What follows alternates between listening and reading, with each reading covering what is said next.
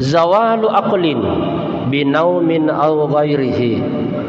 Hilangnya akal karena tidur atau selainnya.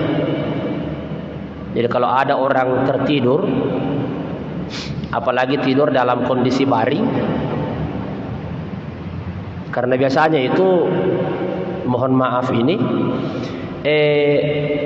dubur kita itu tidak bisa dijamin ikatannya di saat mata ini terlelap, apalagi kita berbaring.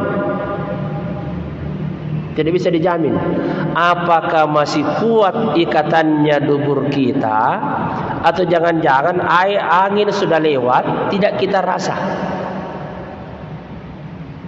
Angin sudah lewat kita tidak rasa. Nah, kecuali yang duduk di tempatnya dengan baik,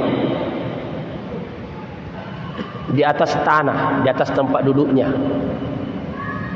Jadi misalnya kalau ada duduk begini, bagus posisi itu duduk, jangan sandar. Kalau misalnya seseorang dalam duduknya itu sedikit terlelap, misalnya kepalanya sedikit mengangguk karena ngantuk, yang penting jangan pantatnya terangkat, karena tadi dikatakan tetap memakkinin. Jadi tempat duduknya bagus, rapat di tanah, tidak terangkat. Jadi kalau misalnya biasanya itu kalau khutbah Jumat, banyak orang ngantuk itu Pak, kita lihat. Begitu khatib naik, tidur temmi. Nah ada. Jadi naik khatib tidur, assalamualaikum, tidur nih. Jadi tidak rasa, sebentar dia bilang barakallahu li, baru terbuka matanya. Ya.